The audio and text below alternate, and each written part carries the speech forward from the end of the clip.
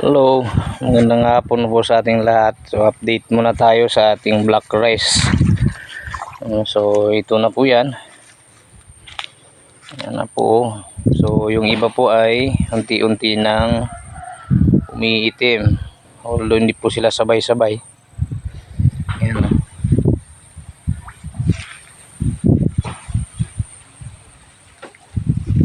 Yan po. So yan. So yung iba ay itim na. So kunting panahon na lang po ay ma-harvest na natin yung ating black rice, no? So ito po ay nagmula pa sa Pamplona, Cagayan. So shout out diyan kay Sir Ronaldo Ursua. Yan. Galing po sa kanya ito yung black rice na to. So bumili po tayo ng 5 kilo na seeds. So pinunla po natin at itinanim. So far mga nasa 1/4 hectare po yung ating nataniman. Ayan. Ayan na po ngayon.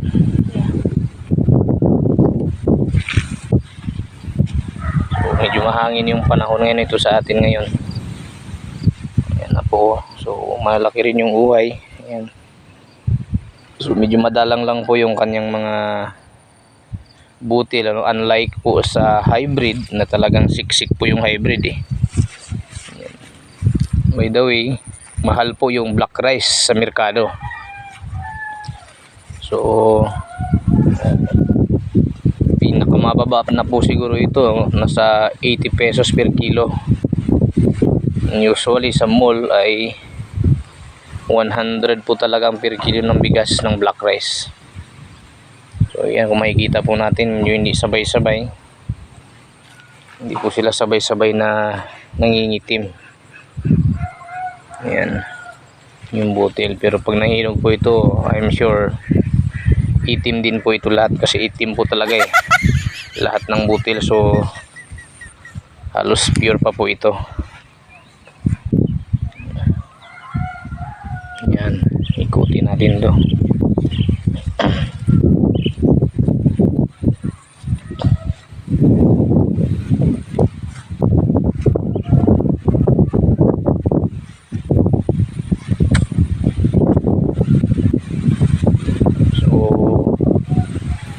Sana maging maganda rin po yung harvest nito. Nataon po kasi nung during the flowering stage ay tinamaan po ito ng bagyo eh. Doon banda sa may punong kahoy yan, malaki doon. Yung dumapa yung ibang portion. Yan. So yung pilapil natin, medyo mayabong na rin yung mga damo. Kailangan rin natin mag-grass cutter niyan. So yan. So yan po, medyo malawak din po yung inabot ng ating 5 kilos na hybrid black rice rather. So ito naman yung ating PSB RC18 yan. Yan. So unti-unti na rin lumalabas, medyo hindi rin siya pure. Although siya is certified, kaya lang po ay parang may mga halo din, hindi siya pure. So tama lang naman yung kanilang taas, 100 meters yan. Ito naman po yung black rice, medyo matatangkad siya eh, matataas po siya. Yan. So alos hanggang dibdib na natin to eh, matataas po yung black rice. Yan. So kailangan na rin natin po ngayon magpabomba ng insecticide, kasi naka-harvest na rin po yung kapitbahay oh. Yan. Kung mapansin nyo po ba na yung may madilaw doon, yan po yung na-harvest ng ating kapitbahay. So yan po yung ating RC18. Ito, yan. Ito na po yung ating black rice. So malalaki po yung ating black rice.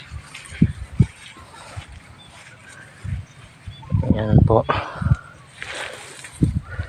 So yan po yung ating PSB RC18, approximately nasa 700 ano po yan eh, 7,000 square meter po yan, kasi 1 hectare po lahat po yung ating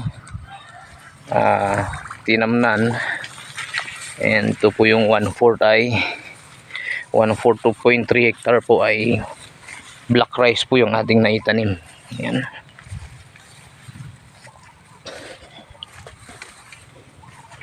So kaya tapos din lang po ng baha dito. Sobrang lakas kasi nung ulan ng mga nakaraang araw. Binaha, umapaw yung ilog. So yan nga, bakbak yung mga pilapil. Oh. Sobrang lakas ng tubig dito.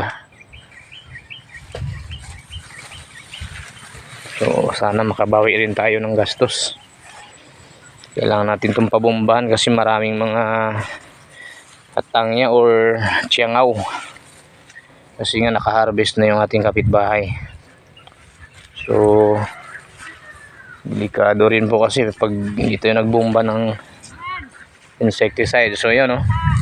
So kung makikita po natin yan, yung ating taga-bomba, oh, tinataas na lang po yung stick ng ating sprayer kasi sobra pong tataas talaga ng ating black rice. So yan, matataas po talaga so far yung black rice. Yan po. So nandun po siya banda, oh. Sobrang nataas yan. Ulo na lang po yung nakikita, oh. Yan, oh. Yan siya, oh. Hindi na makita. Sobrang matataas na ito yung ating black rice. Kaya lang talagang tinamaan during the time na flowering stage ay binagyo. And syempre napakalakas ng hangin during that time. So makaka-apekto yun sa ating harvest. And then syempre yung atangya pa. Yan, kung mapapansin natin parang may mga ipa na nga dito. Mahirap po talaga mag-control ng peste kapag nataon po na pag nataon po na may bagyo, no? And then malakas na ulan.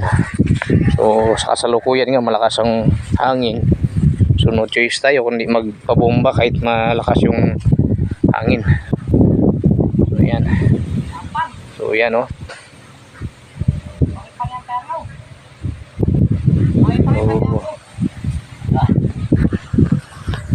Yan yung nagbubomba, oh.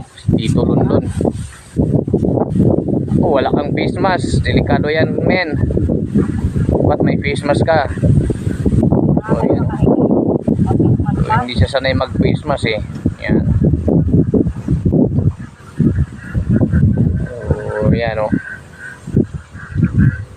Hindi lang tayo kukontra sa hangin para hindi maging delikado. No choice na po tayo, eh. Yan. Marami kasi ng tiyango talaga dito. So yan, kung makikita natin, sobrang tataas po ng ating black rice. So kumusta, men, yung ating black rice? Mga mabait na makulit. Ako, Kainit, dududog na. meron pang mga mababait dito. Yung panggabi, umatake rin. Mabait na makulit. So isa pa rin yung sa factors na makaka-apekto sa ating produkto. Ayan. Grabe, tapang. Ang ipangyan tayo ngaw. Pakantang lamang. So yan po, oh, yung ating black rice, yung kabuuan. So thank you for watching.